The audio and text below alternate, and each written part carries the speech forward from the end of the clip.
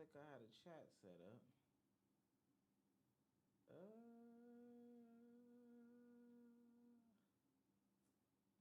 do I have a chat set up? I don't think so. Quick, somebody chat something real quick. I don't know. Maybe it is set up. Maybe it's not. Who's to know? Somebody that you used to know, but you didn't have to cut me off. Oh, wow. All right, we are reporting live from the jungle.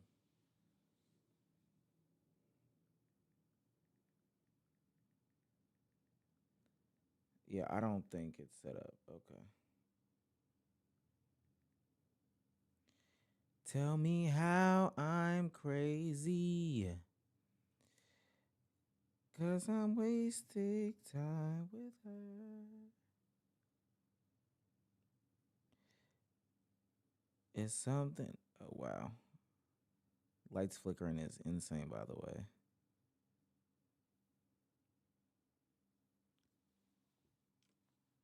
Hello? Now, these new lights. What was that? Oh, nah, that's crazy if that's. I don't know what that is. We don't got time to be replacing no doggone lights now. It's going to be a problem. It's going to be a problem. For real, for real. Ladies and gentlemen, how we doing today? We're waiting for people to come in here and show up and show out. Sup, y'all? How y'all doing? How y'all doing? I'm fine. How are you? I'm good. How are you? Hopefully you're fantastic. Let me see. Pop out chat. And then I'm gonna go here. I'm gonna go here. I'm gonna go here. I'm gonna go long week. I see some people saying they had a long week. Let me put that up there like that. And then I think they should start coming on screen now.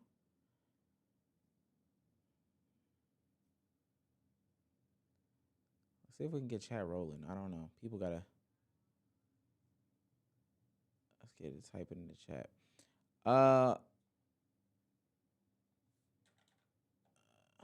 There it is. There it is. We got chat on screen.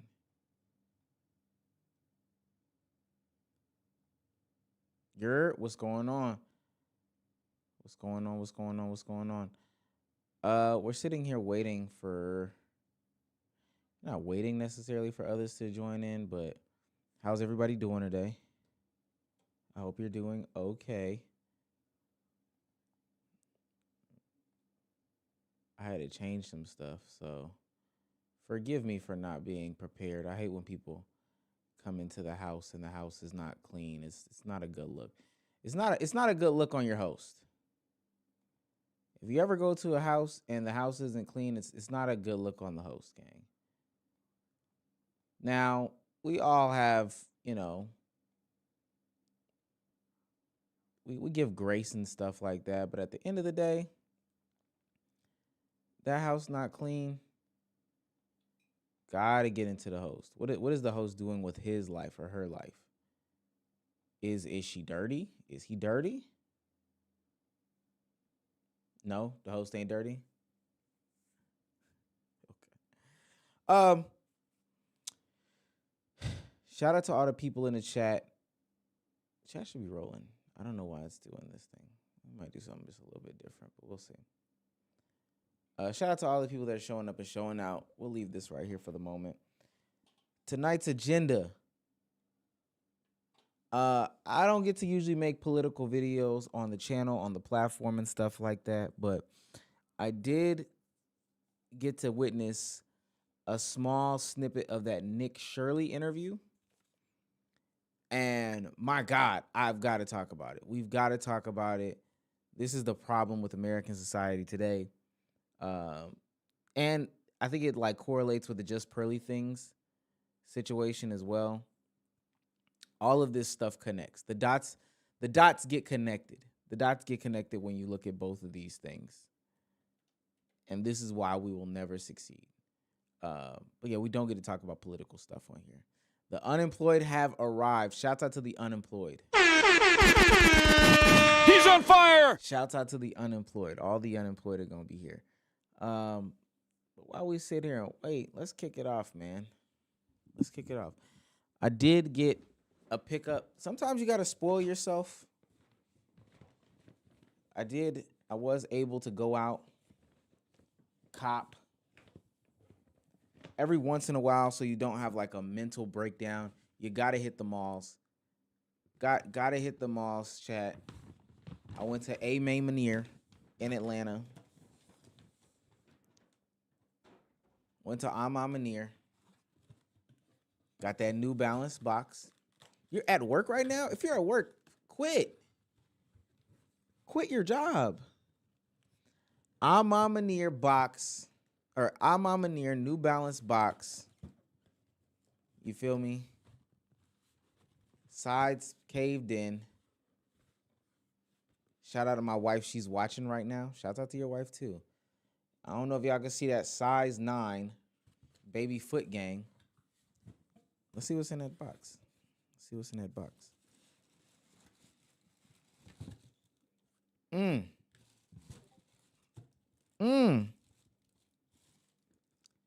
The ruby red, ruby woo. Ruby woo. Let's move the comments for a second so everybody can peep game. Peep the unk drip. Oh, wow, my bad. I hit the wrong thing. Yeah, peep the unk drip. See what unk got going on. Sheesh. Sounding like Bunna B. Sheesh. Okay, chat. We'll get you up here in the corner. Sheesh. We got the New Balance I loaf around joints. Oh my, look at the light. I could do commercial photography, product photography in here. That look good on the cam, don't it? That look good on the cam. This is the New Balance 1906L for loafer with the neutral cushion on the inside, performance with ortholite on the inside, beautiful sole on the bottom. That's that 1906 sneaker bottom. The lemon pepper joints, 1906L on the side. It's more of a burgundy in person. It's got that crocodile texture. So I get to keep it classy but be on the run. Get to keep it classy. Yeah, these are New Balances. These the New Balance 1906L. The L is for loafer. Shocking. These joints. I'm going to put these on with them good Issey Miyake pants. And I'm not going to lie. Light is the sneaker. Comfortable. I might have to get my fiance a pair if she's doing like her school thing and she goes downtown and stuff like that. She's on a school tip. She's walking on campus. But you know, as a doctoral student, they got to keep it preppy and professional. Got to get the MN6 salmon loafers next. I don't know. I call them salmon. I don't know what the MN6 Sol loafers. I don't know what they look like, chat. The salmon loafers. What does this look like? I ain't seen this. Oh, that's why I can't hear myself. Well, I got shit coming through the thing. The speakers need to be through here. What we got going on? We got a $5 super chat from John Doe UFC. He's on fire! Omar, you holding down Black YouTube. You got mad smooth buttery skin. Keep hitting that shea butter, goat. Classy shoes. It's giving 80s zest. I fuck with it. I promise y'all I didn't make that up. Shouts out to John Doe. Big John Doe. Shout out to John Doe. And then also shout out to Bryce XP for $2 says, "Sup Omar, showing love." Matter of fact, I'm gonna change the chat. I'm gonna change the chat for a second. I'm gonna change the chat to be ones that I highlight as opposed to all of the chat, if y'all don't mind. Sometimes all of the chat ain't necessary for the vid. Let's do that. Then I'm gonna show y'all. I'm not making it up. There it is. There it is. There it is. Check it out. Check it out.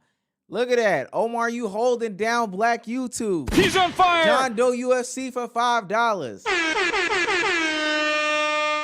And then let me go to the next one. That's Bryce XP for $2. Says showing love, Omar. Yeah, shouts out to y'all, man. Okay, I'm put these away. I might put a little fitted on. Probably not soon with this. We'll see how things go. Can't call it. Can't call it. What camera do I use? Sony A7CR. Wow. Okay. Let me just get rid of those shoes. All right. Enough of the talking. Enough of the waiting. Let's get into the content. Oh man, not again. All right. So I don't often get the chance to talk political content on this platform, but when I do, I want to have fun. You know, sometimes I like to step out of the bounds of the streamer realm and talk about different things, and that's what I want to do today. I have been loosely keeping up with the whole Minnesota Somali fraud claims that are coming out down the pipeline. I think it's very interesting the timeline in which they came out, but long story less long, the way that this journalist, Nick Shirley, has gone about collecting this data and information about this fraud that's going on in Somalia, Somalian daycares in Minnesota has been the most interesting thing in the world. It's so interesting because it is so bad. And off rip, after seeing an initial video of him doing this, I knew it was bad. I saw it. I knew it was bad. I didn't have anything positive to say about it. But he has blown up overnight because of this. And I don't know how many he had before. I don't know how many. Well, I guess I can kind of see. And this is 6 years ago. So let me come up to a more relevant time. Let's say about a year ago, his platform, his channel was pulling decent numbers on YouTube. I can't fake like these are bad YouTube numbers. These are decent YouTube numbers. You know. Let me zoom in some. That's him from 4 years ago. We got some 2 years ago. He's getting in the hundreds of thousands. He's got some good views here. Good views. And then asking New Yorkers who they are voting for is where he got his first million view video, if I'm not mistaken. But, in the same ballpark. But as he gets into this investigative journalism, Tyler Oliveira bag, he starts to see more views. The thing that broke him out to the masses was a video that came out a couple of months ago about the fraud in Minnesota. He claims that there's a lot of fraud going on in Minnesota, Minneapolis, and he wanted to go and investigate said fraud that was going on in Minnesota/Minneapolis. Where is it?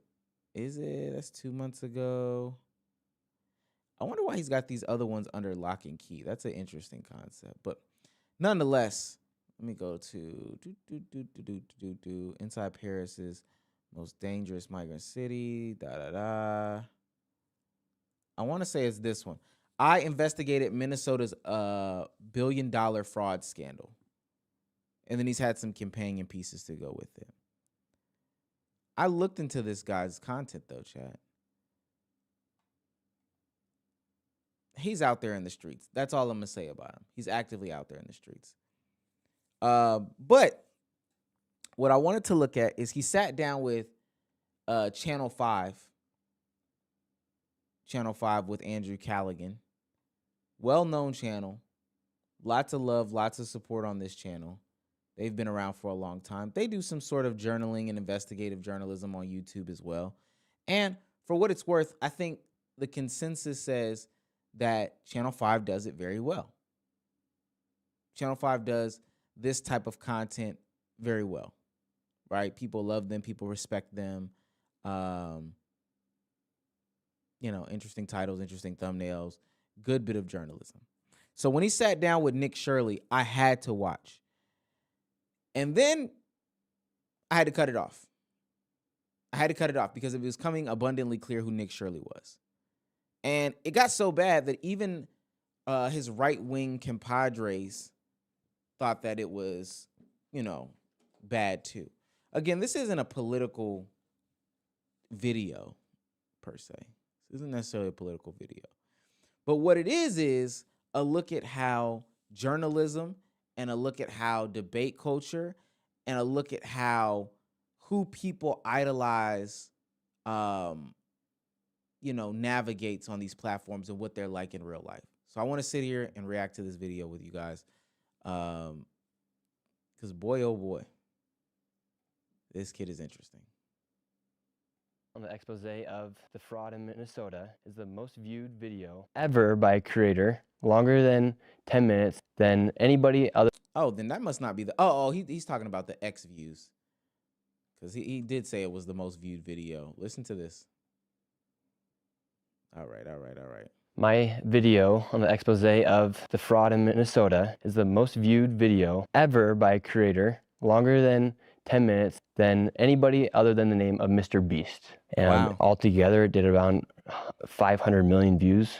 Who do you think were the main people who signal boosted the video and brought it into that true viral orbit? Elon Musk, who shared the video. JD Vance, he shared the video. You had the Attorney General, well, she actually didn't share it. She reacted to the video a few days later. Literally, I'm gonna be classist and elitist in this video, in this reaction, and we'll take these things in a vacuum.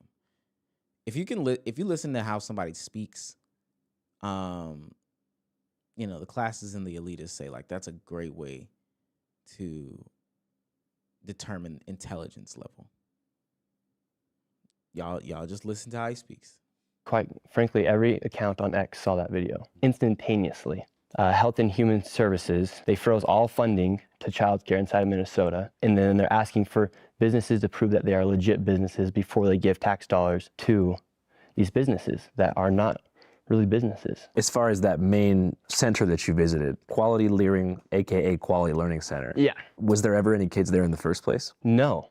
So that daycare center, it's been operating fraudulently. It's actually had over 90 violations over the past few years. And the day that I went there at 11 a.m. Their operating hours are from 2 to 10 p.m., they're now saying. And that's actually not legal. So you said you went there at 11 o'clock in the morning? Yes. And their operating hours are between 2 and 10 p.m.? Allegedly. But if that is true, would it have made sense that you didn't see any kids there? Yeah, it would have made sense if I didn't see children there. Either way. Already doesn't make a lot of sense in his argument. Already doesn't make sense in a lot of his argument. First and foremost, fraud is bad, quote unquote, universally speaking, right? And I think that sometimes we as American people get this idea that we are exempt from some stuff because it's been demonized as things that happen in like third world countries, or whatever the case may be. So the label of fraud is like this, oh my God, that's something that happens in South America. That's something that happens in these, in like Greece. And that's something that happens in these African nations and stuff like that. Fraud happens in America all the time, guys. Fraud happens in America all the time.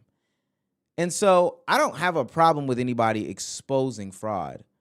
I will investigate if there's some sort of agenda, because then it begs the question of, okay, are you a real journalist? Are you biased? You can't even, or can you even support your claims that you're making? Does it make sense?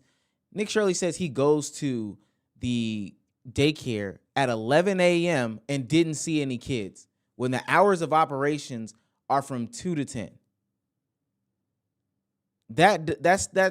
I mean, What do you expect if you go to a place of business not during their business hours? I don't know. And then he also says they've had 90 violations in the past X amount of years. But the claim is also that like this isn't a real daycare. How can it not be a real daycare but still get violations? Specifically in regards to like child endangerment, from my understanding. We'll find out more. Whether I was there when kids were supposed to be there or not, why are all the windows boarded up? Or why are all the windows blacked out? That's not an odd thing to happen in daycares. Why is there no phone number that leads to anywhere? These businesses are supposed to be operating to serve children. People should be able to check in their their children into these daycares. It's literally impossible. Did you see some of the footage released by CBS Minnesota affiliate station that showed kids entering and exiting the facility? Yeah, the one on the ABC. Mm-hmm. Yeah, so that one on the ABC. That one received over $1 million. It's licensed for 40 children. CBS, I believe, they go in there the day after I had posted my video. Obviously, they're gonna have children there when they're getting all this heat. I take my kids here, 2 o'clock to 10. Yeah, there's a lot of kids inside. And same thing at that daycare. Why are all the windows blacked out? This is a daycare. Why can't a lady just give me a paper to enroll a child? Why? I don't know if y'all... And the reason why this is able to like circulate like this is because most people don't deal with these things in real life. Like most people don't deal with a lot of the stuff that we are supposed to care about in real life. We're not. Right? I know he's mad. He can't peek through the window. Most of us get mad at stuff that like they introduce us stuff that doesn't affect our real life. So the concept of like, oh, the window is blacked out on a daycare. What I don't understand that concept. No, you can't walk into a daycare and you can't. Red arrow's off. No, you can't just walk into a daycare and like look inside the window. That just doesn't even make sense. Why would you be able to go into a daycare or go up to a daycare and open the door?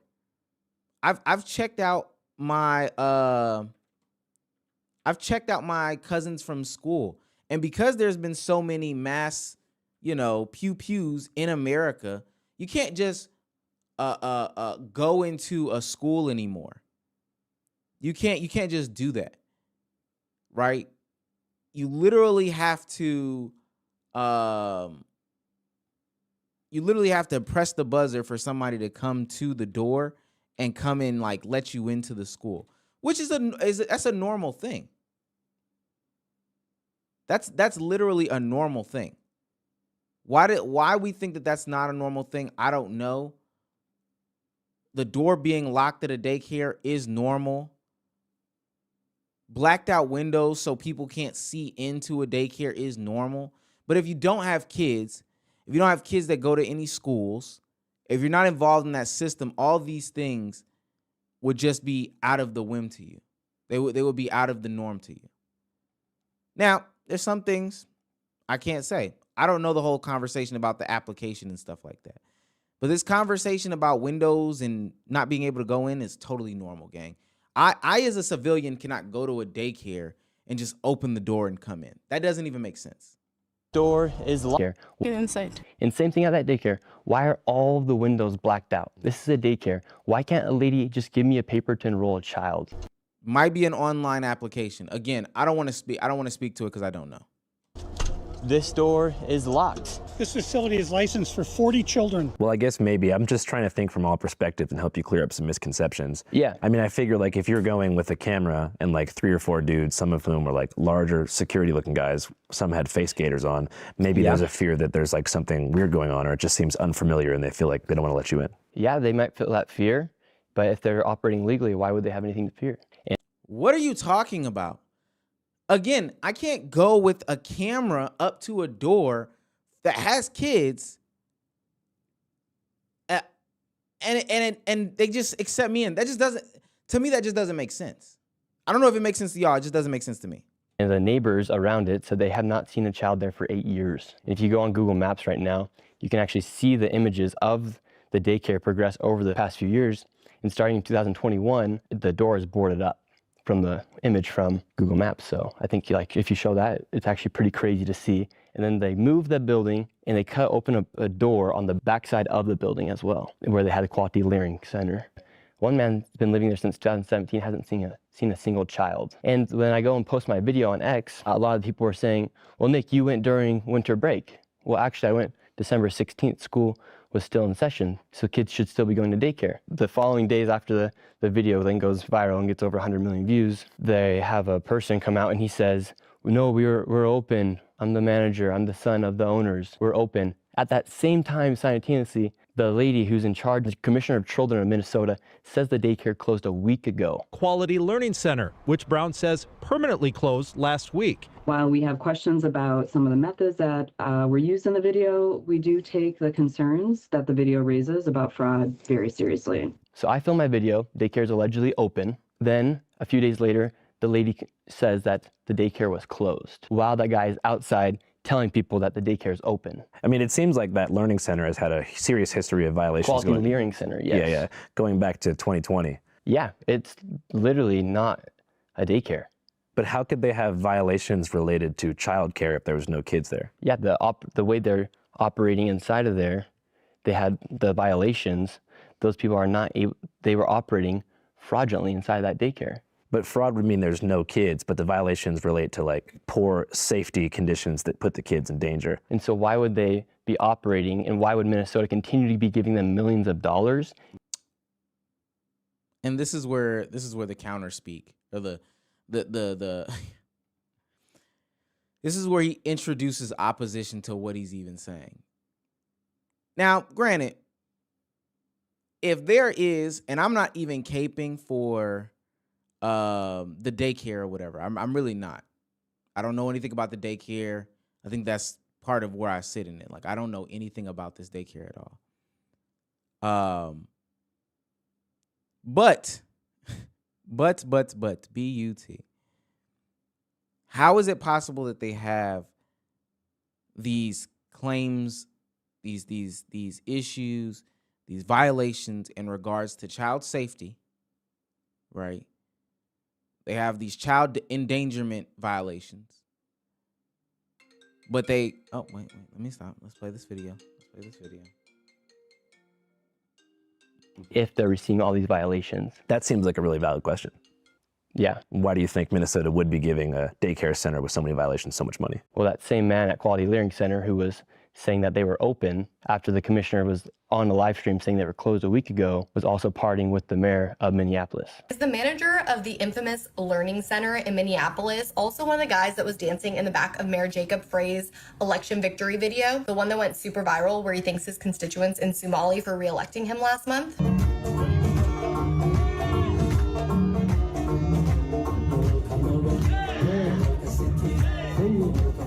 So you feel like there's kind of like some nonprofit industrial complex type of deal happening?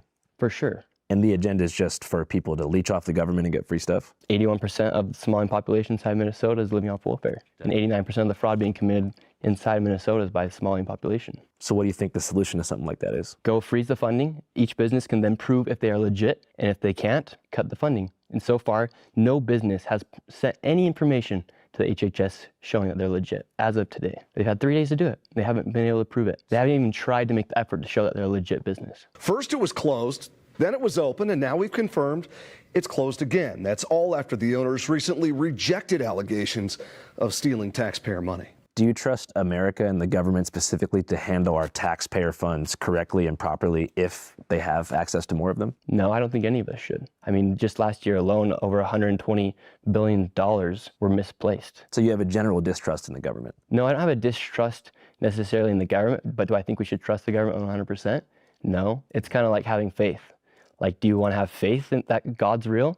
Yes. When we die, will we for certain know exactly where we're going? You kind of walk with faith in a way where you hope that the people that you elect are going to work for your best interest. Do you know for certainty that the best thing is happening inside the country? Every single time you pay taxes, it's going to go to the place that needs it? No. But on that case, do I feel certain that I know where I'm going to go when I die because of my faith? Yes. But does that mean that it's going to actually happen? Who knows until we pass the other side. So, and then another thing is, we as Americans, how should we feel comfortable knowing that there are daycares receiving millions of dollars while some families are paying upwards of $70,000 a year for their children to be going to daycare? Do you ever hear about the Amy Bach case? The white lady? Yeah. Yeah. Amy Bach acknowledged the government has proven fraud among meal sites and vendors that she sponsored under Feeding Our Future, but that it was others, not her. If you look at the probe that began in 2023, as far as like COVID era, scamming and different types of fraud, there's been over like 60 convictions and millions seized from the fraudsters who took the money away. Yeah. But you feel like the state hasn't done enough. Well, Tim Walz has said they've been stopping to fight fraud since 2019, 2026, and they're still having millions of dollars being stolen, billions of dollars. Breaking political news out of Minnesota. Governor Tim Walz, who of course was the Democratic nominee for vice president in 2024, has ended his re-election bid for governor. This comes as pressure has been growing around this widening welfare fraud scandal. We've got conspiracy theorist right-wing YouTubers breaking into our daycares, demanding access to our children. So I've decided to step out of this race, and I'll let others worry about the election while I focus on the work that's in front of me for the next year. I have quite literally saved America millions of dollars. That's why you saw the mainstream media attack me instantaneously after I exposed $100 million in fraud. Why would they not go investigate the fraud? Why would they investigate the person who investigated the fraud? Where does that $100 million figure come from specifically? Yeah, so you had all the daycares. With the daycares alone, you had millions of dollars in fraud. And then inside of the home healthcare businesses, they were warehouse-styled and industrialized buildings where you had 14 of the same healthcare companies all working within the building, and they could not even give you a rate. We know how expensive healthcare is, and they're giving these companies millions of dollars. And the man David, who's in my video, he's the one who has the statistics and has the numbers on how much these businesses were operating. It is far worse than anybody can imagine. You heard it's 7 to 10 billion and maybe more, and now the numbers have been revised and put out there publicly that they think it's more like 8 billion. How did you come into contact with David? He just messaged me on Instagram, and he said, Nick, I have the information about the fraud taking place here inside Minnesota. I've been looking into it for years. I have somebody from inside the Capitol who has given me the numbers of CCAP funding. I've been trying for years to expose this fraud. Nobody will listen to me. Please give me a call. Has he shown you that data? Yeah, that's what's inside the video. When you see the video and the screenshots of the CCAP funding, that's all straight from the Capitol of Minnesota. So who is David's source? David's source, he has somebody inside the Capitol. And you don't know and who it that's is? public information as well. Who is it? Who is the person's name? Yeah. The lady's name, I did not work with her. However, the information that was provided, I can't tell you her name right now, but I could find it on X but she's also inside the government there inside Minnesota. But you like fact checked all that and you looked it all up? Yeah, David, all those numbers are straight from the Capitol. So a couple days ago, Minnesota State Representative Lisa DeMuth said that her Republican caucus had been, quote, working with you ahead of your coverage. How do you respond to that? Yeah, I had no idea who she was. Our caucus has been working to expose fraud for years, including working. I want y'all to know I'm actively listening with the video. I'm on a call trying to get this situation straightened out. But I think so far, I'll say this about Nick. He does have good intentions.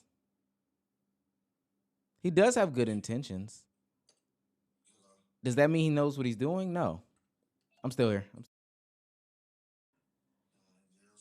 Yeah, he literally still, he doesn't know what he's doing. And for what it's worth, I'll say I think that he's a puppet in some way. Let's keep going.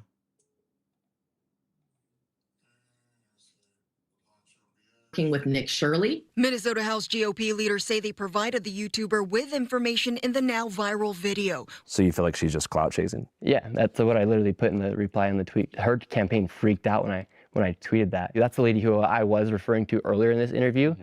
So her staff was the people that David had received the information from because David reached out, and she works inside the government. So she did actually a good job by doing what she's supposed to do by serving the people and giving that information. Yeah, it says that Harry Niska, a Republican representative who's a staffer for her, was the one who gave the intel to David. Yeah, that probably sounds about right. But okay.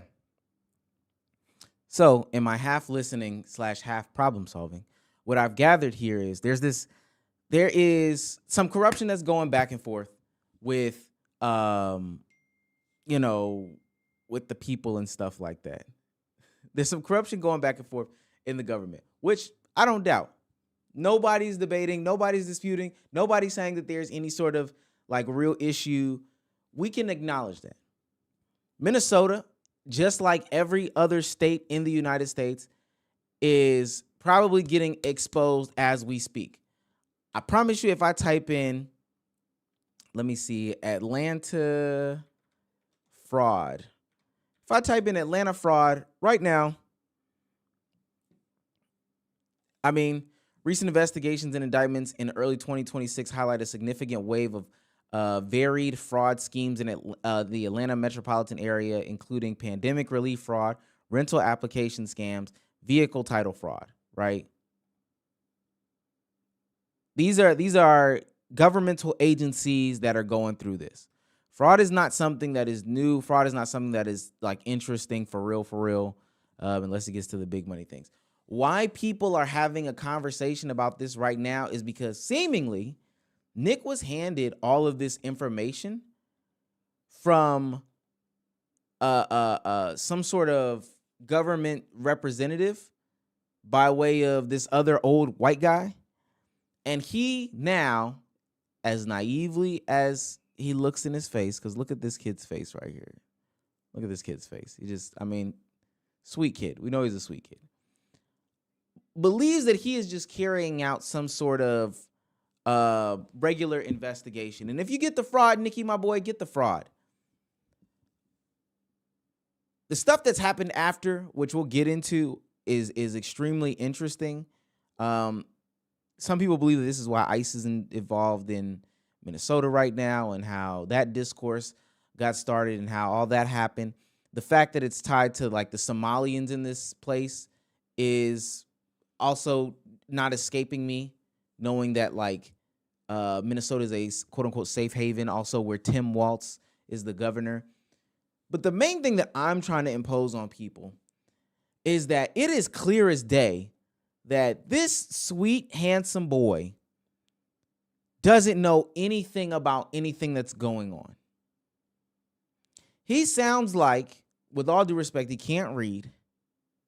He doesn't sound like the brightest bulb in the bunch. And he is just carrying out something for somebody else in order to get some stuff done. Oh, he's 27? Oh. My bad. I didn't know he was 27. Well, my peer, because now we're like 2 years apart. Yeah, he doesn't know what's going on. And he's not even critically thinking. But for the clicks and the views, I'm going to make this content.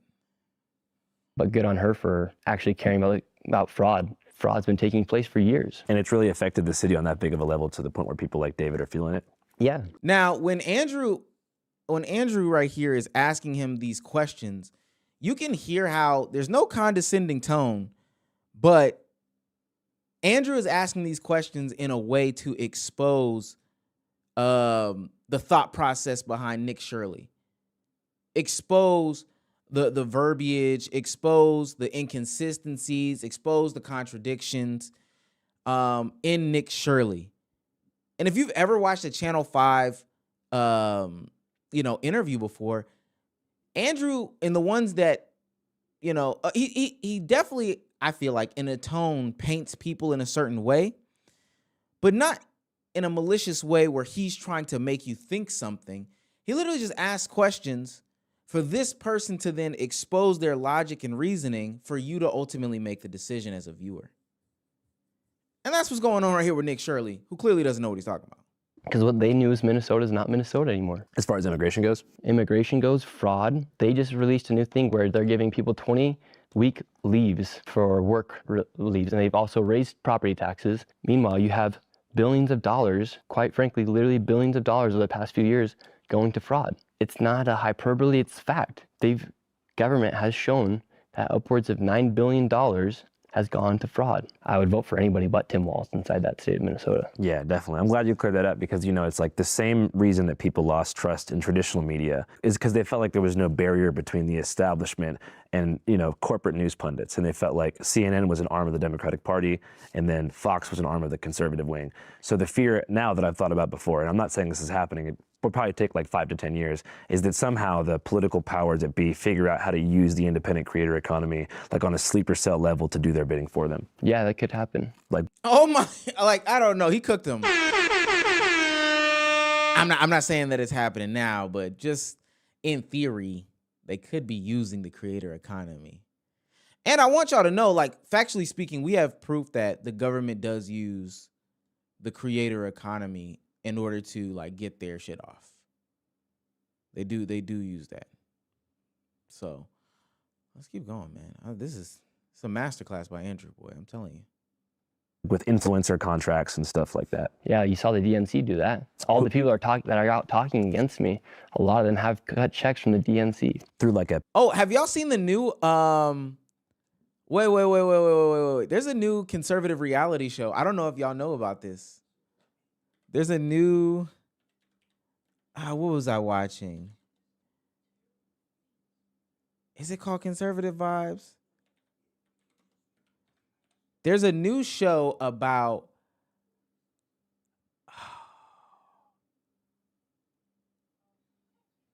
I gotta find this. But there's a new conservative reality show that's coming out. Oh, man, I gotta find this. This is such an interesting concept.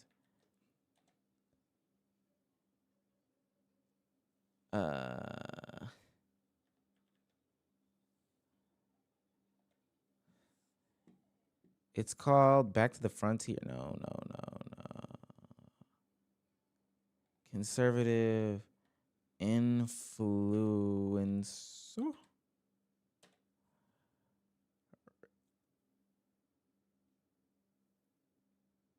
MAGA influencer show? No. Okay, I'll have to find it. But there's this new reality show that's coming out. It's about conservative. Here it is. Oh man, this is interesting. Where's the thing? Tell us your reporting, because it looks to me like the production value is not insignificant, and they're all renting a house. I mean, there's got to be some real money behind this. So where is this coming from? Cutter. My reporting is that I asked Xavier when it's coming out, and he said it's coming out probably in February.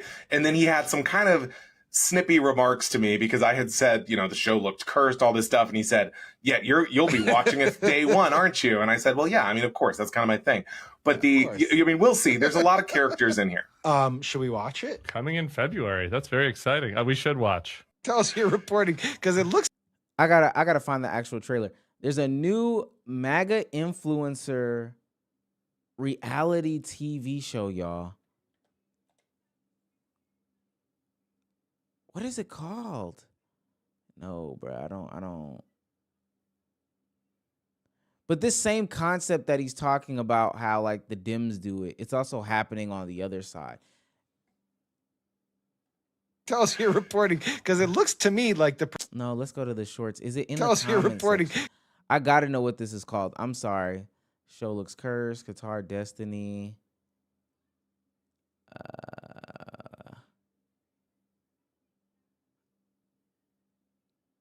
Dang, I'm not gonna be able to find it. I'll look for it on the side. But there's a new TV show where it's like a conservative reality show. They get into a house and they have these debates and all this other stuff like that. And they talk about their lives if they don't get certain contracts and blah, blah, blah, blah. I'll be able to find it on TikTok. But yeah, very interesting concept. The government is already using these people. A paid influencer program? Yeah, and it's public. Would you ever agree to something like that? No, never. Hell yeah. Why? I don't need it. I make enough money doing my videos off YouTube, and the people that support me, why would I ever turn against their best interest? And you mentioned that the mainstream media has kind of been attacking you since this video did its rounds. What are some of the things they've said? What's their main point of attack? Yeah, if you listen every single time they bring up Nick Shirley on these news sites or the internet or on their TV. They'll say right-wing YouTuber, MAGA YouTuber, conservative. It's never journalist Nick Shirley. It's right-wing journalist Nick Shirley. Yeah. MAGA influencer Nick Shirley. Yeah, when I interviewed Hunter Biden, they did a RV YouTuber was the one they would use for all like which actually sounds pretty cool. Like I'd want to be that, but I'm not that. And then like a liberal podcaster, and that in the Atlantic said Gen Z influencer. So yeah, it's just like they're so mad that we have the opportunity, people like me and you, to upload a video and to get more views than them. Essentially, we're a threat to their entire industry. That's why they hate us. That's why they will never give us credit. And so when they see me doing what I'm doing, when they see me get more views than they will get onto their website for the whole entire year on one single video, yeah, it's going to make a lot of people mad. So-called evidence comes from a man who has posted anti-Muslim and anti-immigrant content in the past. CNN's Whitney Wild speaks to the man behind that video and takes a look at his claims. We're from CNN. Can we talk to you? This is MAGA YouTuber Nick Shirley. Yeah, so going back to the first time. I will say, like, I don't think that inherently because you put your feet on the ground and you're out in the field and you're having conversations and stuff like that, that doesn't make you like a journalist. That doesn't make you an investigative journalist. That doesn't mean that you participate in journalism. And I will say that this is a fight that the more traditional media is having with the newer media. Academics went through this for a long time. When Kai Cenat started getting labeled as like a hip hop journalist or hip hop media or whatever, he got hit with those claims. And I don't know if I would just say that, like, you know, you putting your feet on the ground going to Minnesota makes you a journalist. Queen's Flip went out to this same place in Minnesota and asked some kids who were just standing around this place about this thing. It doesn't make him a journalist. This is just quick. Well, we can go to the activity or profession of writing for newspapers, magazines, or news websites, or preparing news to be broadcast. Whoa.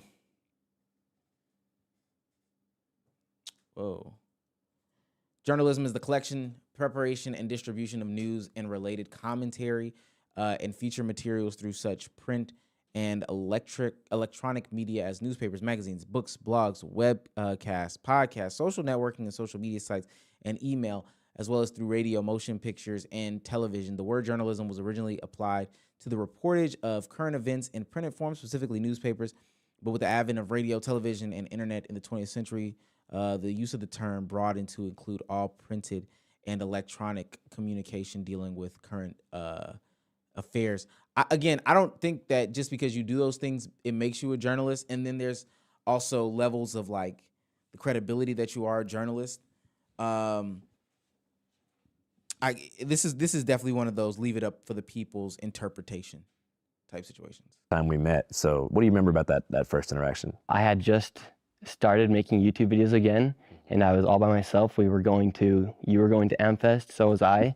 I was going to interview people about what's happening here inside the country, and I thought I had no idea exactly what I was walking into. I just knew there was going to be a lot of people to interview about what was happening inside the country. I thought it was like called America Fest, so I had no idea what Turning Point was. I had no idea who Charlie Kirk was at that time. It was funny because I'd watched you before on All Gas No Brakes, and you're always in that beige suit, just moving around and doing your videos, and so I was like stoked to see. It was great meeting you the first time. I remember I first saw you, and you were setting up a tripod, and I was like, "Yo, what should I do?" And you told me, you were like, "You should go cover the border." And I told you, I was like, "I want to go to Nogales to cover it," and you were like, "No, you should go to Lukeville." Yeah. So you were the one who actually sent me in the right direction to do. Yeah, those you interviews. actually said, "Hey, can I get that information?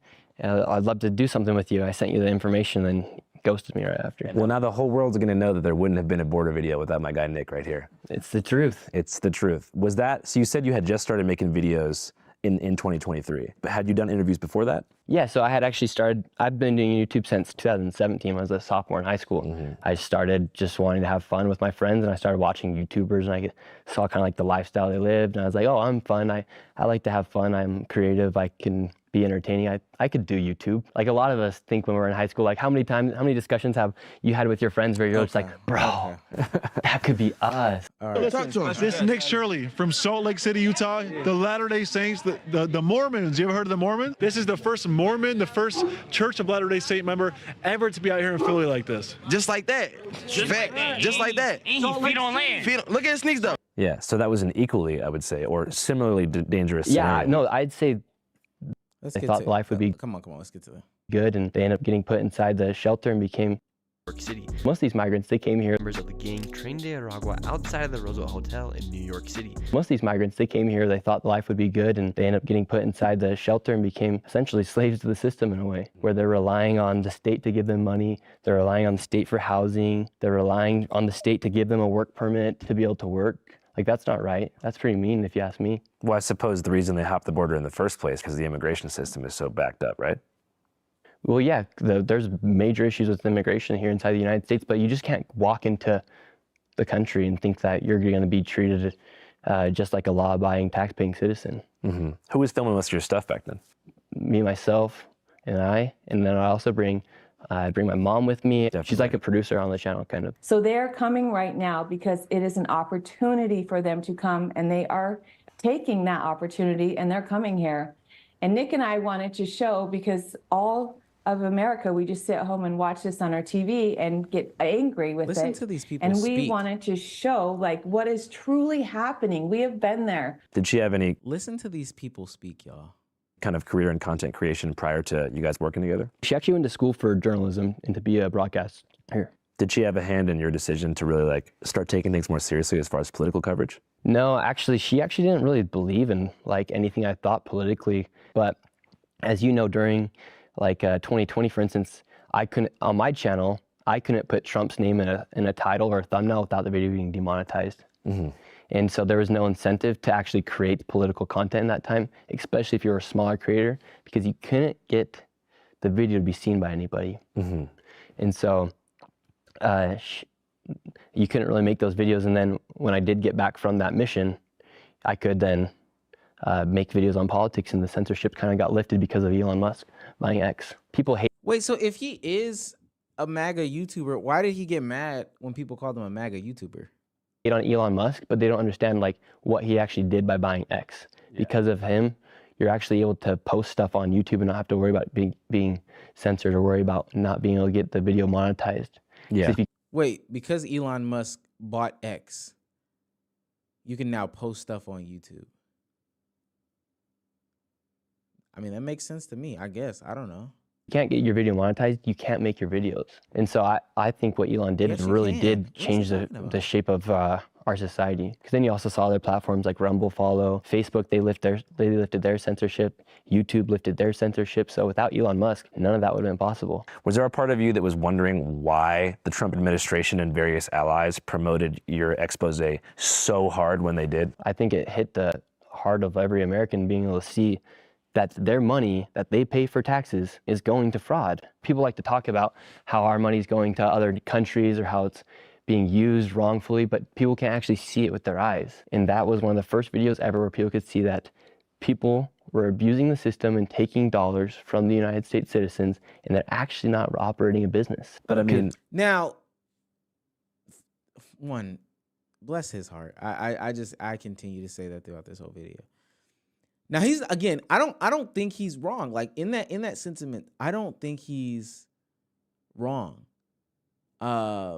This is the first time a lot of people have seen quote unquote fraud, like what they would consider to be fraud.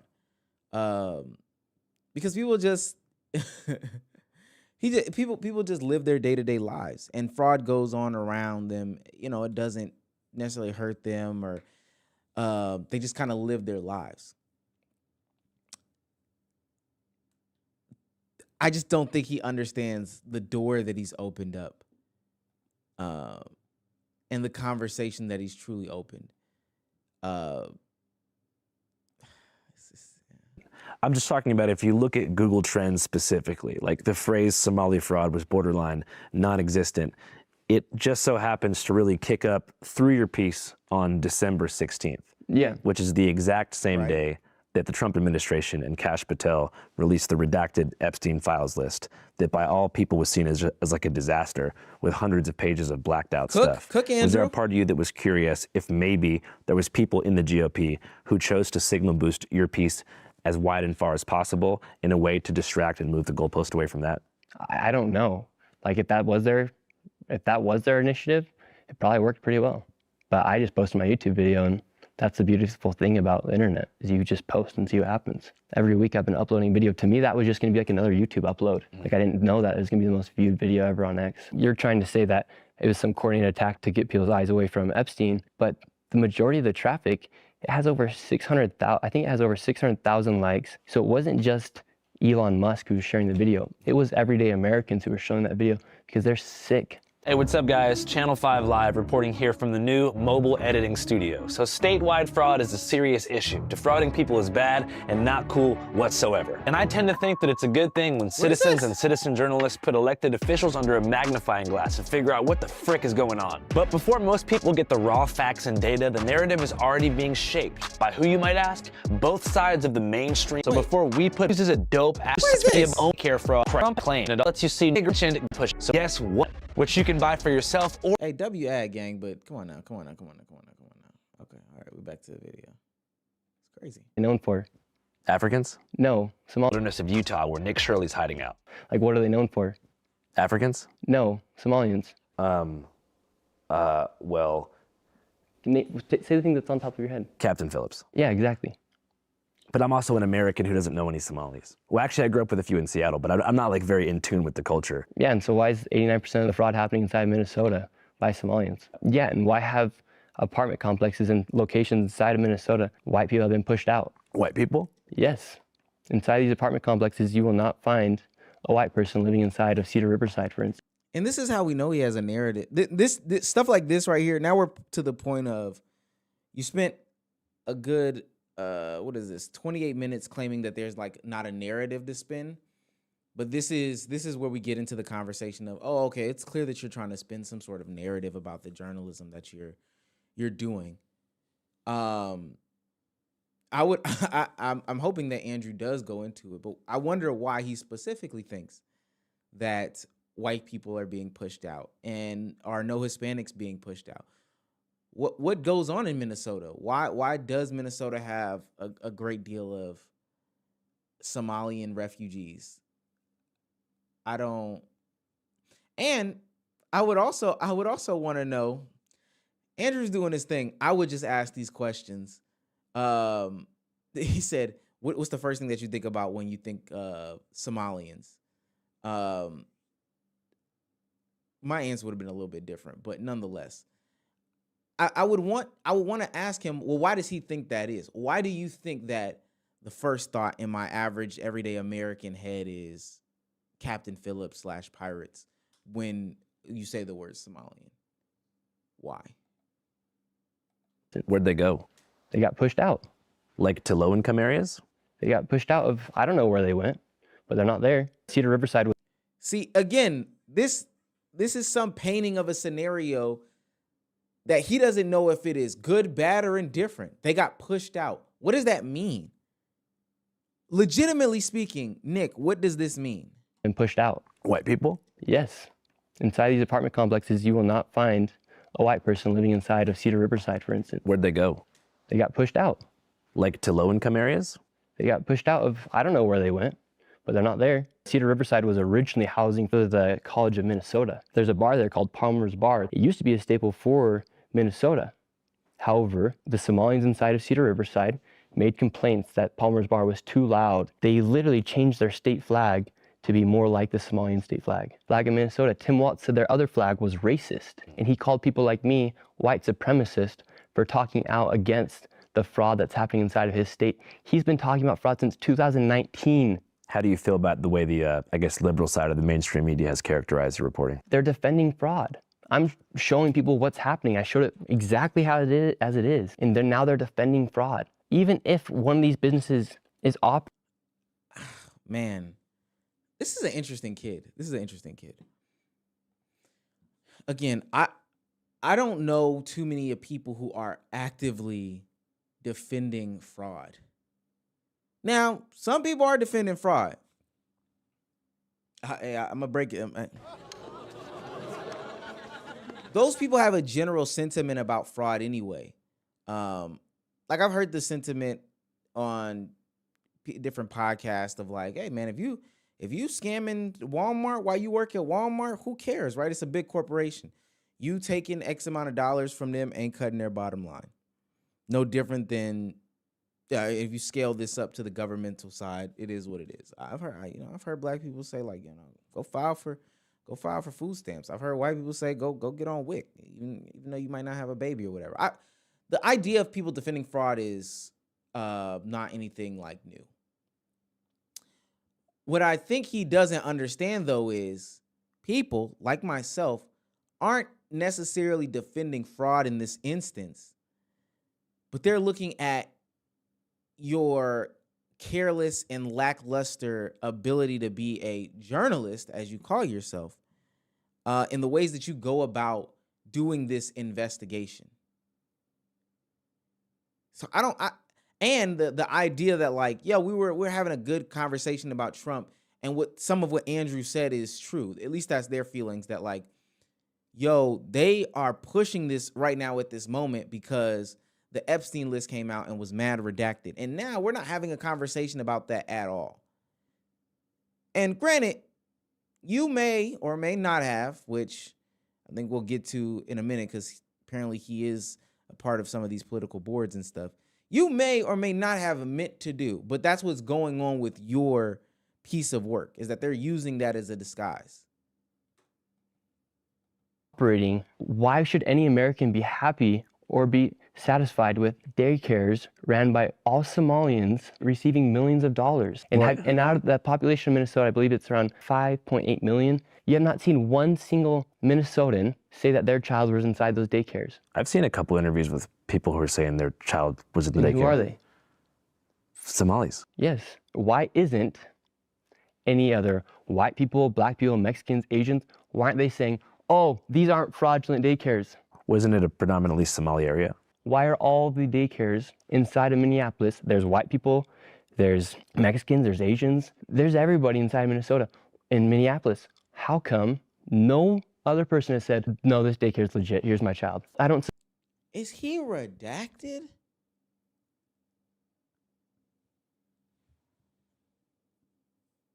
I don't know if I can watch this any longer. But again, this is like, these are questions. I'm faulting him for having like the brain of the average American too. And I think that may be even where I go wrong in this conversation. There are clear answers that are socially acceptable for the questions that he just asked. Is it not weird that there are no black people or white people at this daycare in this predominantly Somalian area?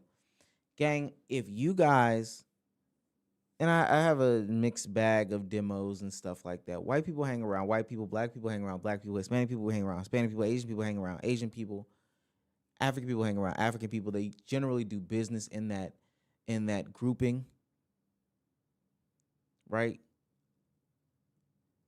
I never once thought something was wrong, fraudulent, disingenuous, or whatever the case may be when I was taking some toddler in my life who was black to their daycare in the black area where there's nothing but black kids. When I didn't see a white face, I didn't get concerned.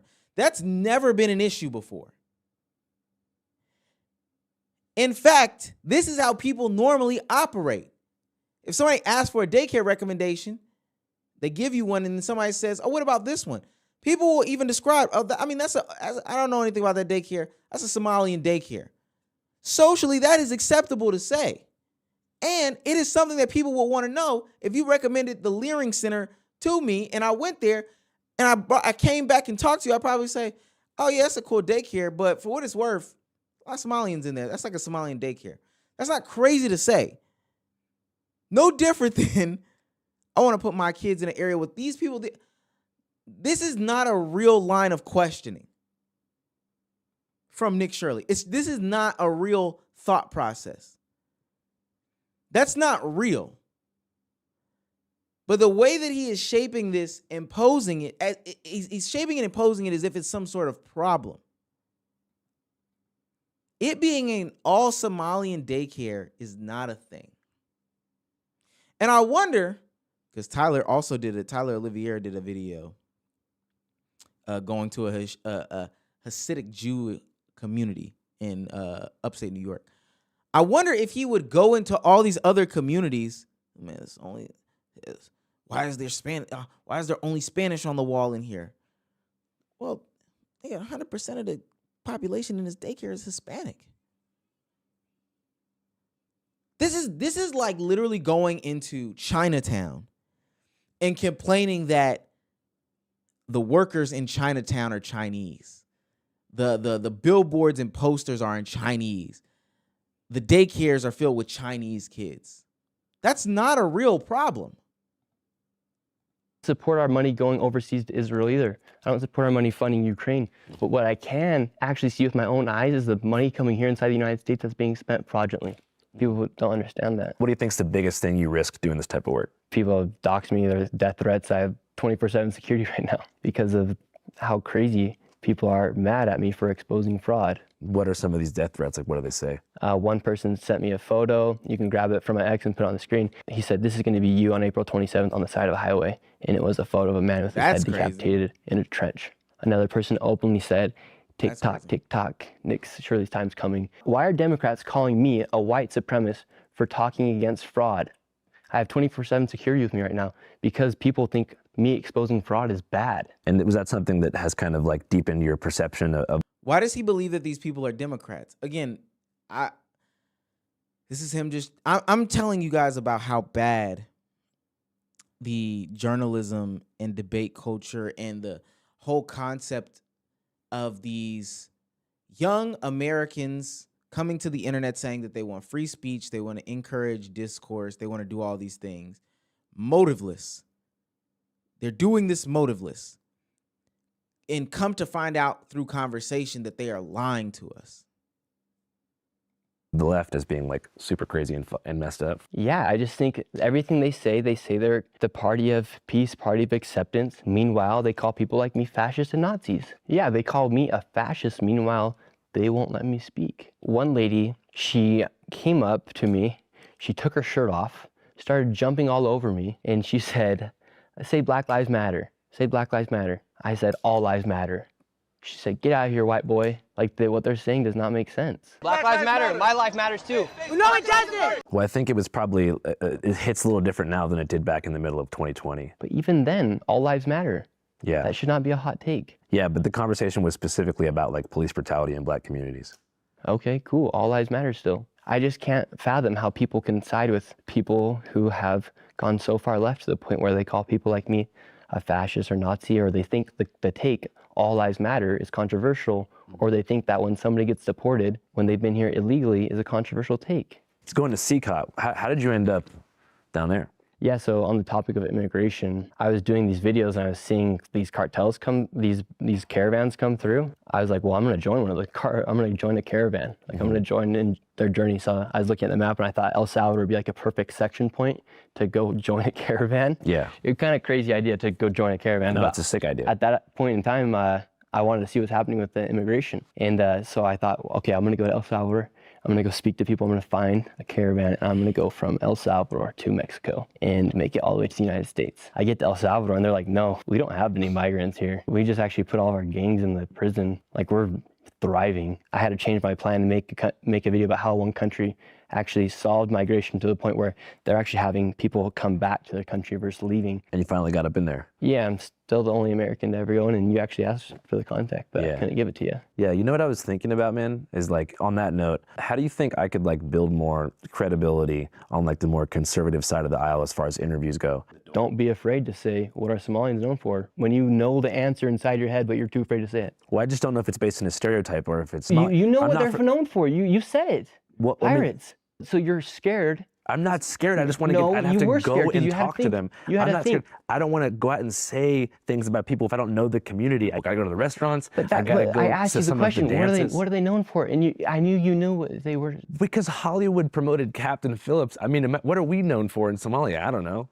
Cheeseburgers? So why'd you question your thought? I'm not that smart. So you're asking how do you gain credibility and trust? Well, you say a fact for a fact. And the fact is that the first thing I think of when I think And the of fact Somalia is, what are is Somalians Captain known Phillips. for? Pirating. Well, that's in Somalia. There's no pirates in America. Who's stealing all the money in It's not Minnesota? the same as a pirate. That is piracy. So how do you gain more No way, bro. I'm about to cut this off in a second, y'all. trust? Well, don't be afraid to say a fact or an opinion. Even when if you I know that I'm dumb. Yes. By not saying anything about the death of Charlie Kirk as well, I thought that was pretty messed up. In a way, he's somebody just like. Okay, I understand the how this came up.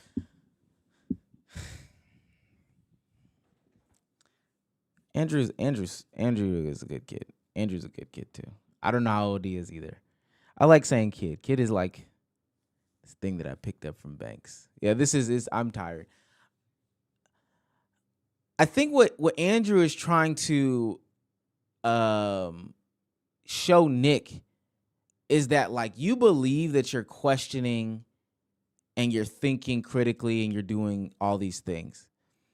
But what he's showing him is that like you're kind of not doing those things. You're not really questioning what you think you're questioning. You're not really thinking how you think you're thinking. You're not really pressing the envelope forward. Right? You're not really pressing the envelope forward. And so he's trying to challenge him by saying like, you know, what do you know? What are Somalians known for? Well, in the United States, Somalians are known for being an immigrant and for pirates, based off of the movie Captain Phillips. He literally said Captain Phillips. It's American media. And then when he gets mad that he doesn't say that, he's trying to explain to him though, like, well, I don't know if that's based on my idea of these people through mainstream media.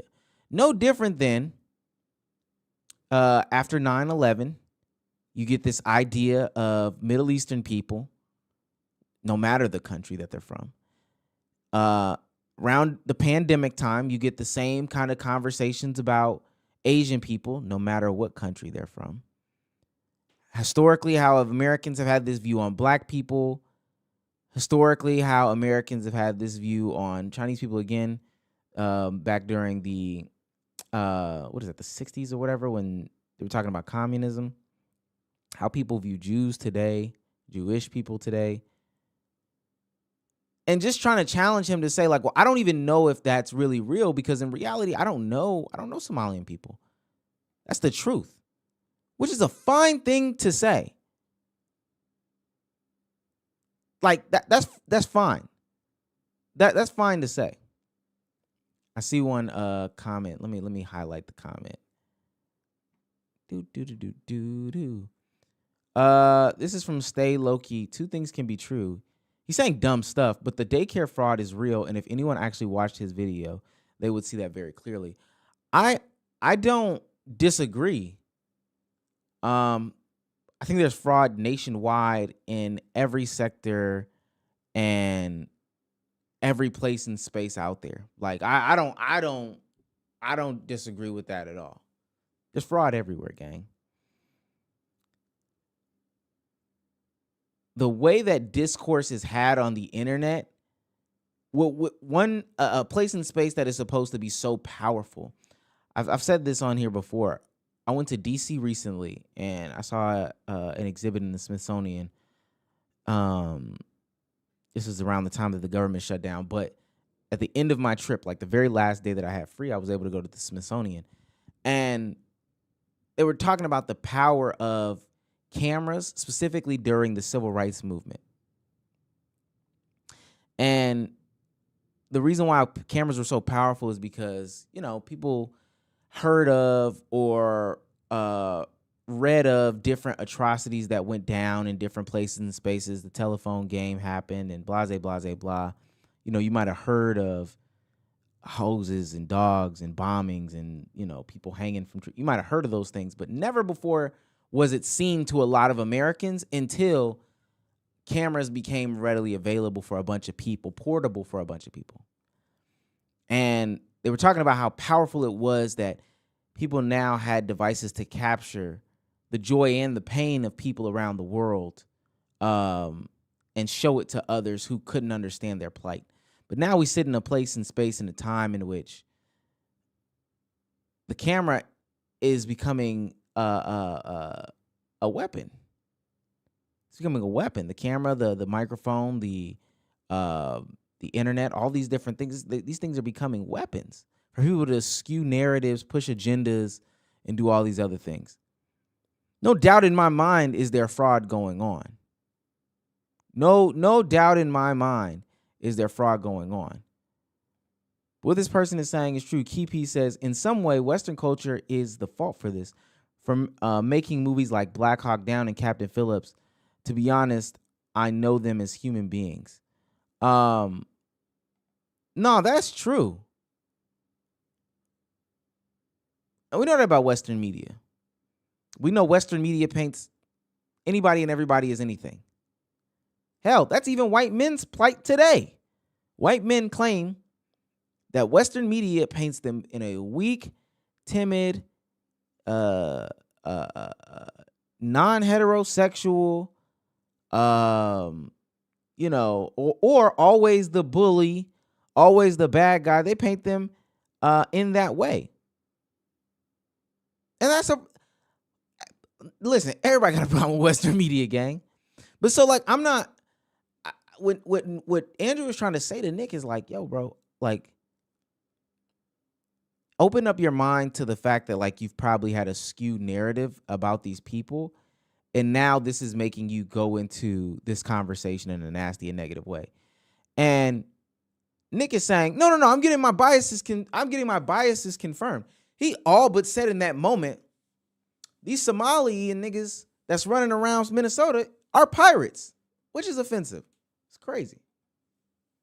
Like me and you, who was making videos, putting it on the internet, and then people literally killed him. I thought that was, mind you, I don't even think people, you know what's funny? I'm sorry, I'm going on these little rants.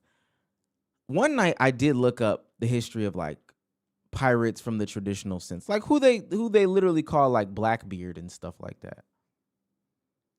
Like who they call Blackbeard. Pirating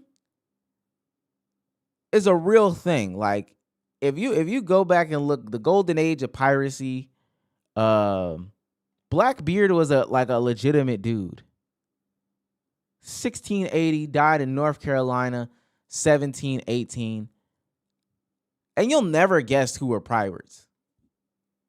You'll never guess who were pirates. I would have even raised Nick in that conversation. Like, let's look up the definition of piracy. And then let me ask you, are we pirates for going into other countries and taking their resources?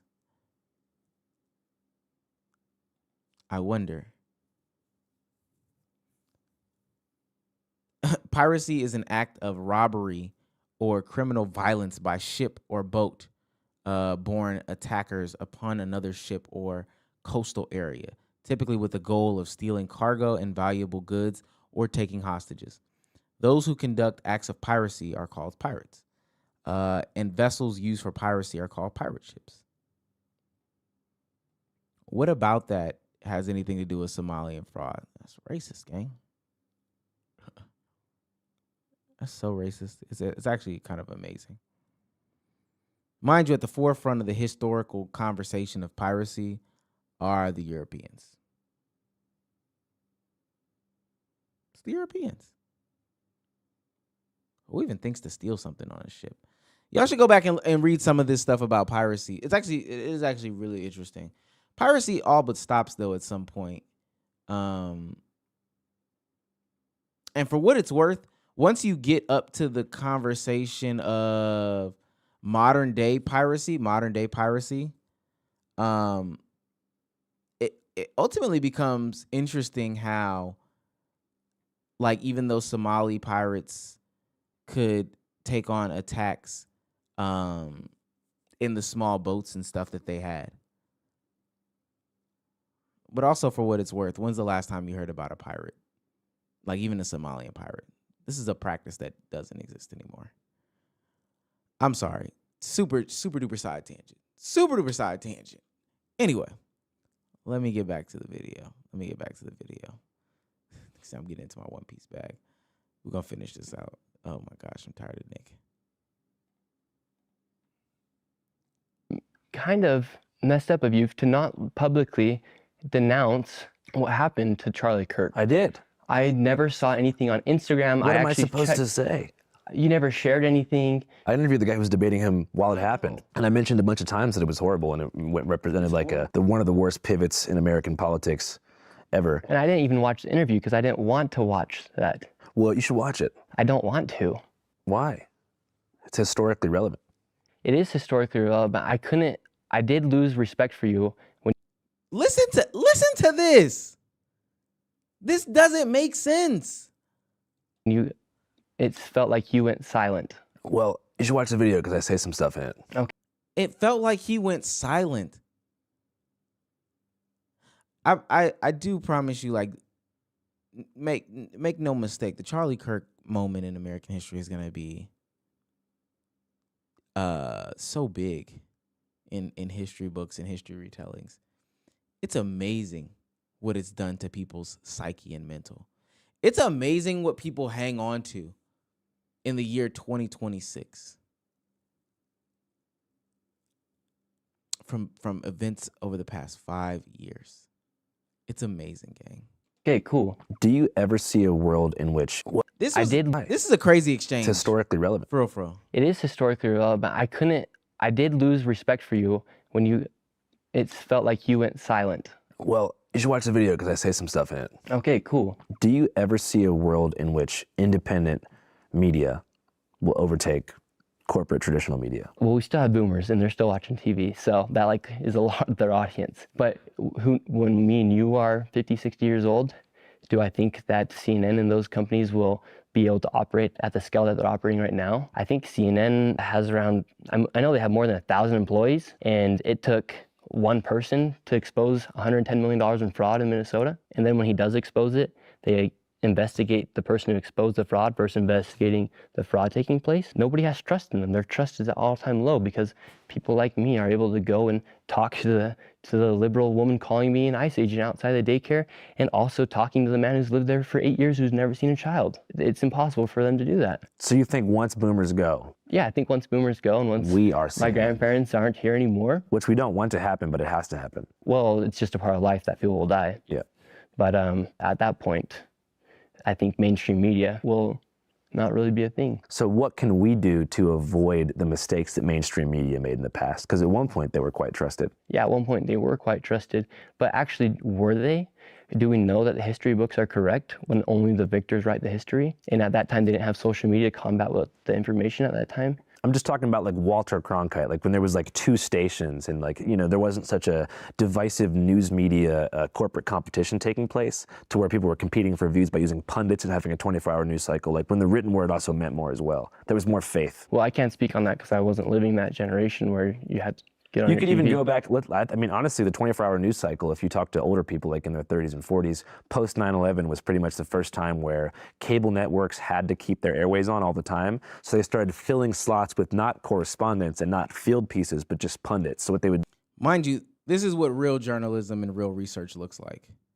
This is what real investigative research, understanding like the climate and where you came from, because you claim to be getting into this. This is what real history looks like. Good job on Andrew again. Do is they would get somebody, 2 people who fundamentally disagree and just have them yell at each other for like 2 hours to drive up engagement and keep people watching. So news kind of became like soap opera. Everything kind of became about engagement, like almost like reality TV. And then gradually trust faded because it became so partisan. Yeah, I think it's also a sign of the times that we're seeing. Mind you, he avoided the question because he got lost. Nick got lost in the question. He's he's using Andrew's platform as a way to just continue to push his rhetoric, but he doesn't know what's going on. He's totally lost. He's totally lost in this conversation right now. So it's just interesting. Let me go back. My bad. Distrust, and we're seeing the world get a little bit crazier as well. So, I mean, what do you think we need to avoid? What do we need to avoid? I think we need to call things out for facts. And you shouldn't be afraid to say, when I ask you, what are Somalians known for?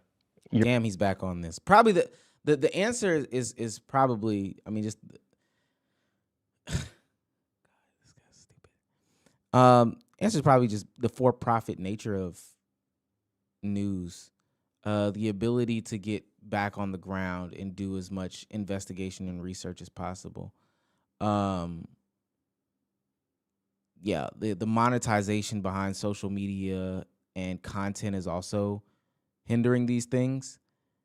So maybe if content wasn't monetizable, if video views weren't monetizable in a way, that would also help people avoid falling into that trap of, skewing narratives. Because for what it's worth, right now, I know how to be a right-wing political grifter and a left-wing political grifter. I know how to be an anti-black grifter. I know how to be a pro-black grifter. And I know how to make the right thumbnails, the right titles. So much so that in enough time, I'd probably end up on Piers Morgan in a year, maybe a year and a half. I could flip this whole channel and do it. But YouTube shouldn't make it so easy for me to monetize grifting in that nature.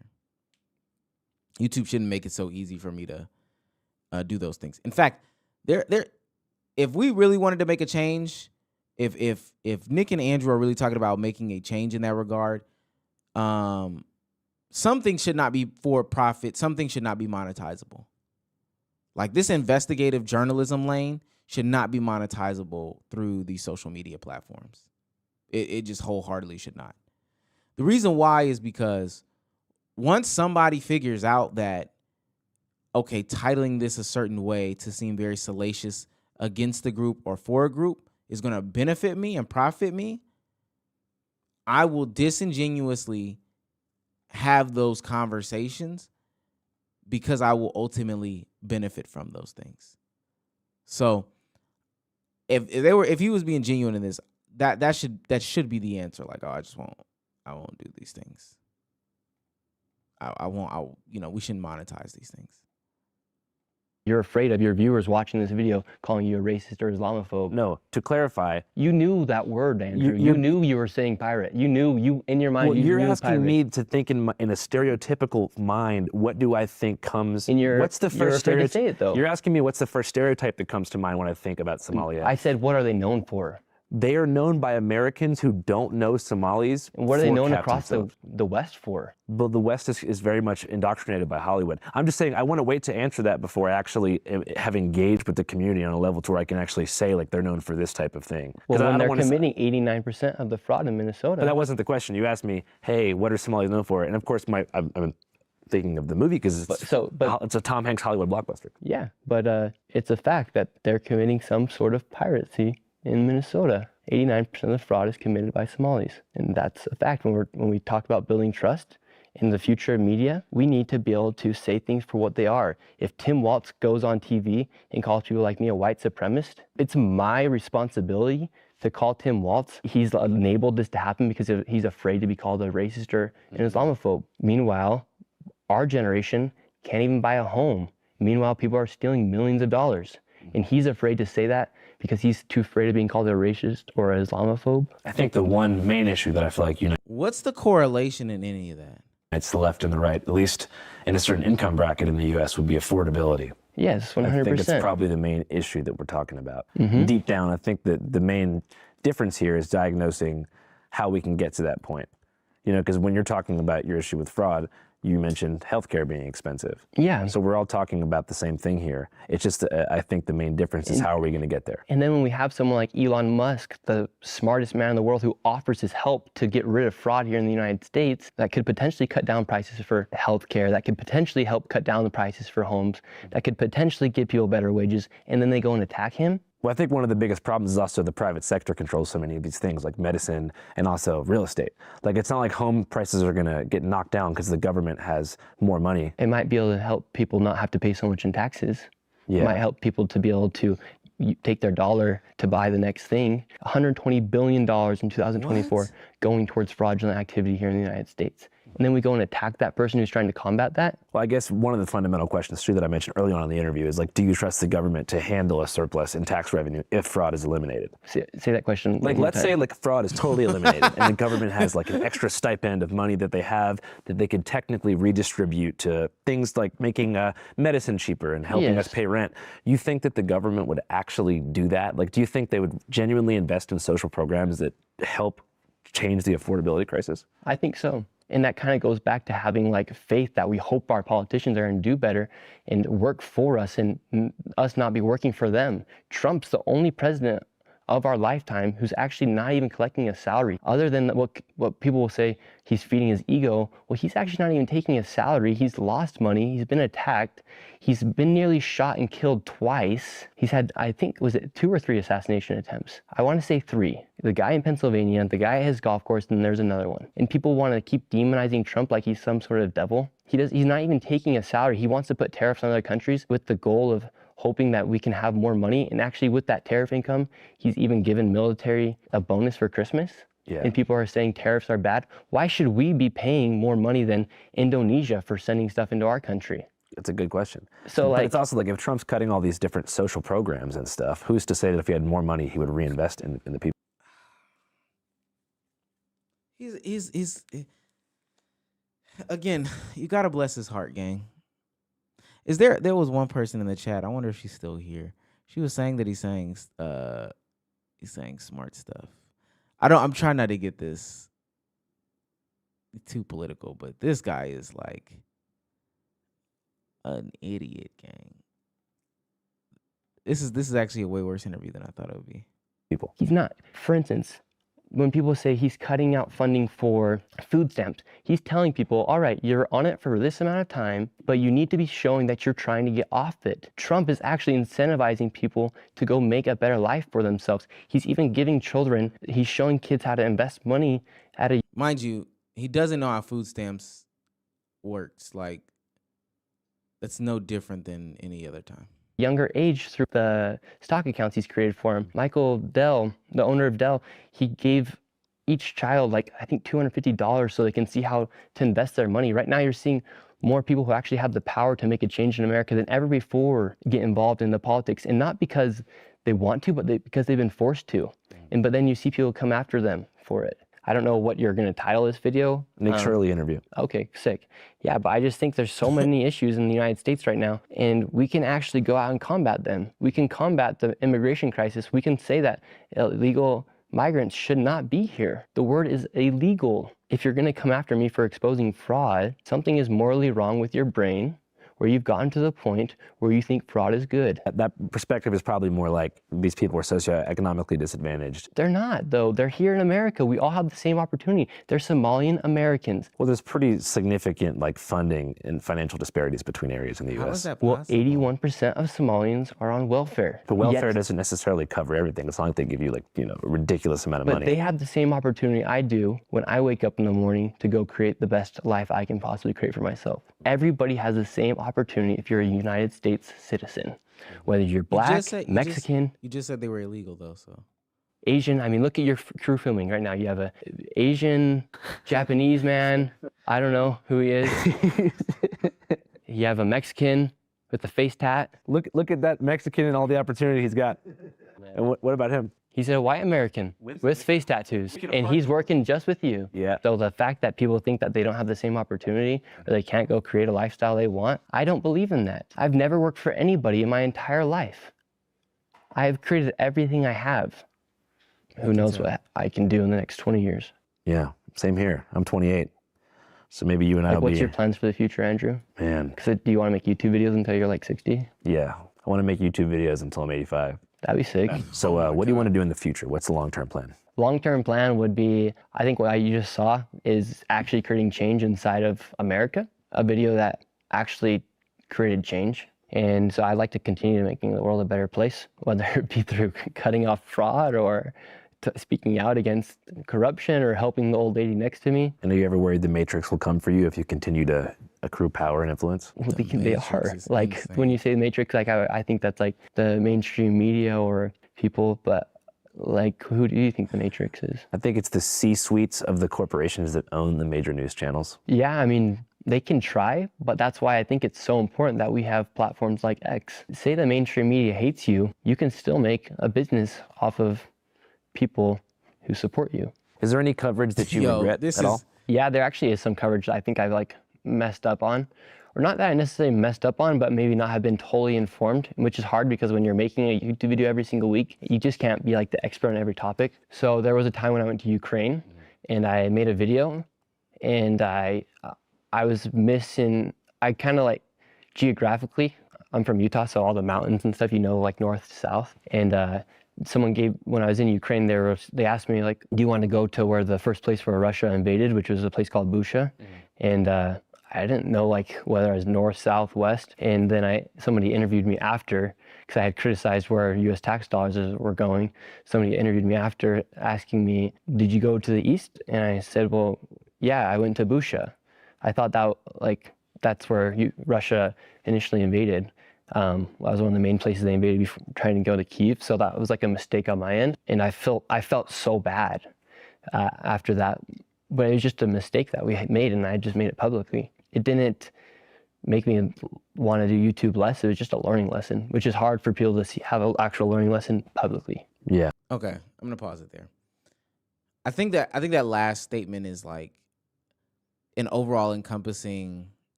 sentiment for how I feel, and specifically in this climate. The comments are cooking it. Specifically in this climate, like I feel like he might have quote unquote good intentions. He legitimately might have good intentions. But even in the saying of like, I put up a YouTube video every week, but so like there's no real way for me to like I'm gonna make mistakes or I'm gonna do essentially wrong things. I'm gonna have situations where I'm not fully studied. It's kind of hard to study. That's not true. And that's not true. And it's actually bad that he thinks that way for two reasons. One, you claim that you can make your own life, whatever. There's nothing that holds you back, et cetera, et cetera. And this is a moment in which like you can take accountability and say like, you know what? I should probably slow down. Stop, think, breathe, get a real lay of the land here, and have real in-depth conversations.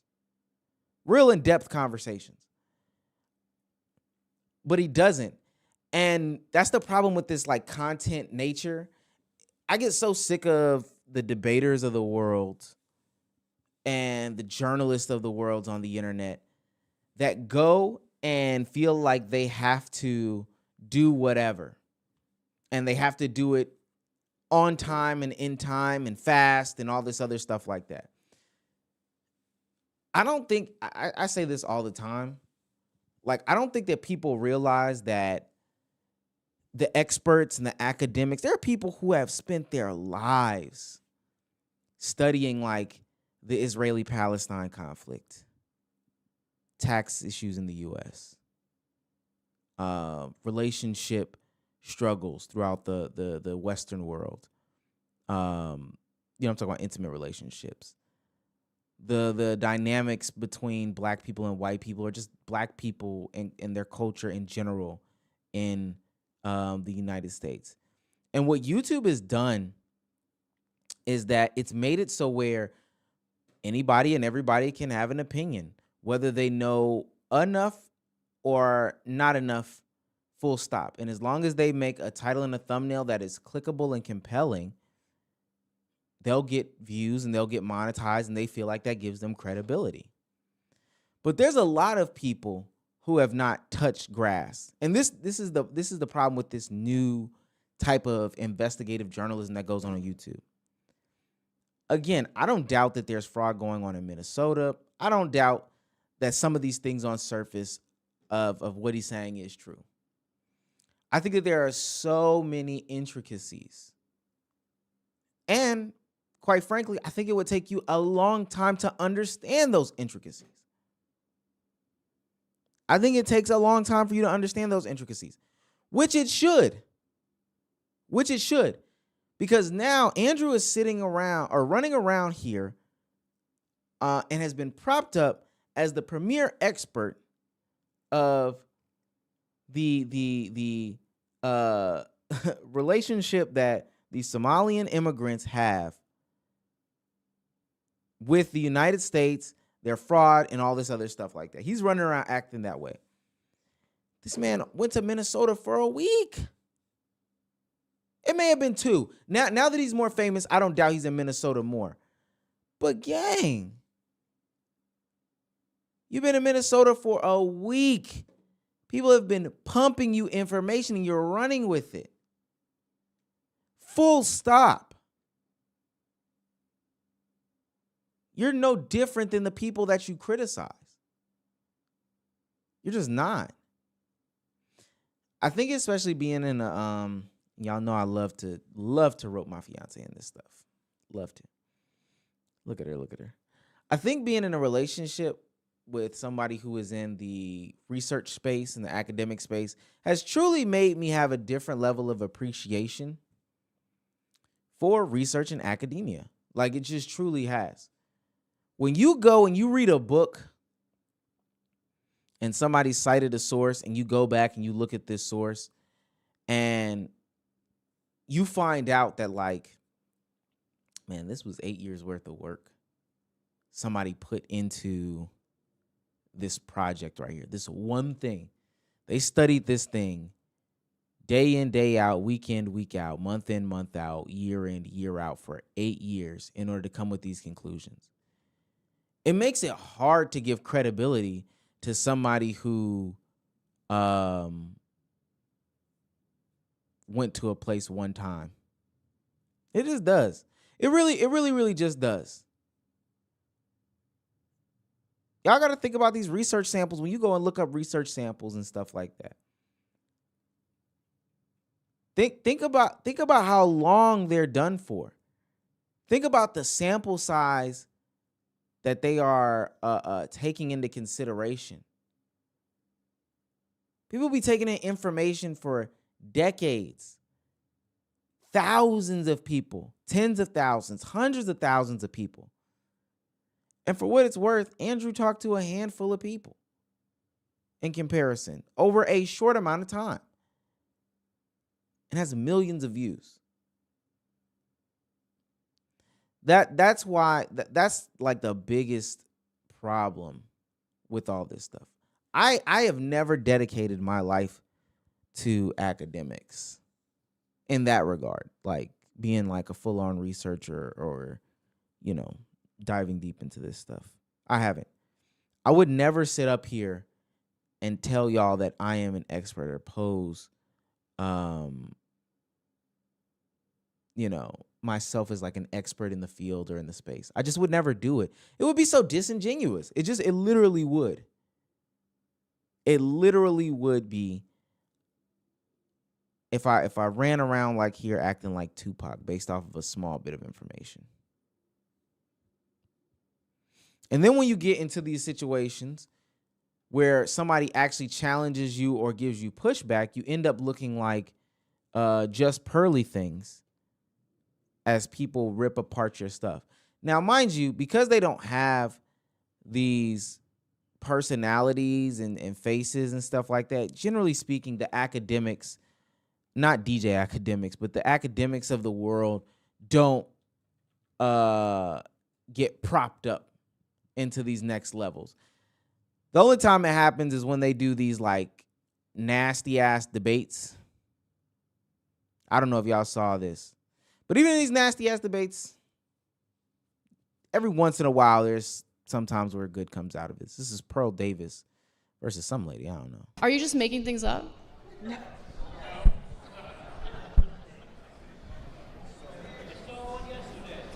Pearl, what are you doing? Like, seriously. Next question.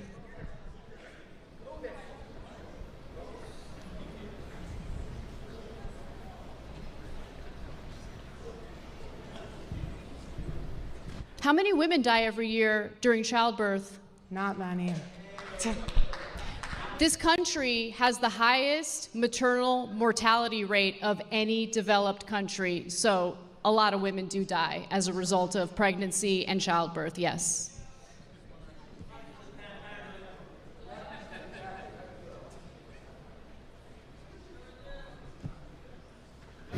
This is real, y'all. This is real. Pearl isn't saying anything. What? You got this, Pearl. What the fuck? This is real. And from my understanding, like, I don't know if this is a part of it per se. I haven't done. There's apparently big money going around to get this.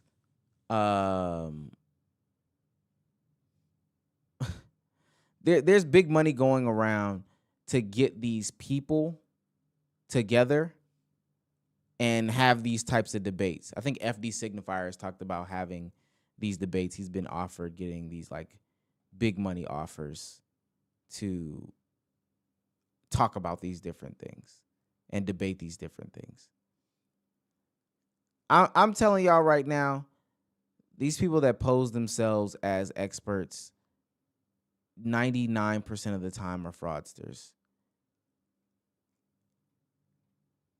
And it actually really is disheartening when you can see through the red tape. Let me show y'all this last one. This is Pearl after the debate. I thought about it. I'm like, you can talk like this to men, but I'm bigger than you. I could body you. Do you know what I mean? I'm like,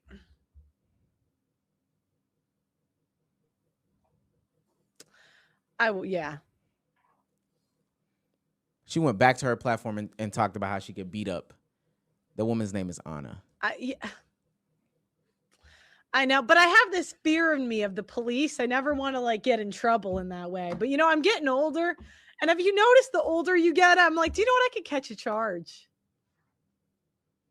I thought about it. This is her saying that she, instead of just debating her, Pearl Davis reveals on stream that she was considering physically assaulting Anna during their debate, but held back due to her fear of catching a charge. Yeah. If y'all like that type of debate content, I can't do it, but this is the debate channel. Word war. Word war. Ooh, word war. Yeah. That was crazy bad. I don't know. All right, y'all. I didn't mean to stay on here for long. I didn't realize that guy's debate was going to be so exhausting.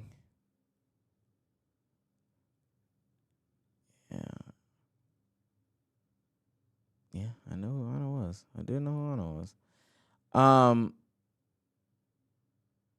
Oh yeah, I did see Anton and them have a recent spat back and forth.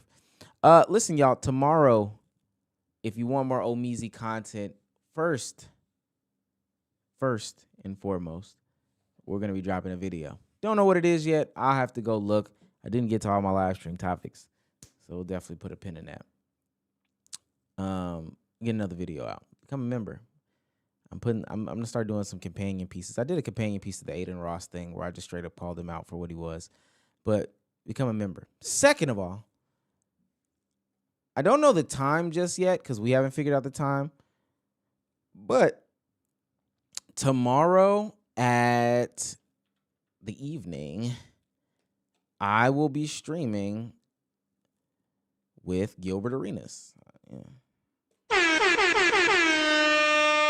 Yeah, tomorrow I'm going to be streaming with Gilbert Arenas. on this specific channel, the Gilbert Arena Show. So it'll be Saturday afternoon, though. I gotta go do that 2 hours ago. Oh, okay, here we go. Hey, there we go. There we go. Like that. Like that. I'm gonna be streaming with Gil tomorrow. Make sure you tap into that. Very odd, that I'm be doing that, but yeah. This is what Nick videos do to people who not slow-brained or slow, drained all of Omar energy. It did, gang. My eyes are red. I'm so tired. I got a pimple on my forehead. I will see you guys tomorrow. New video every single day. Until then, bye guys. Appreciate y'all for coming out.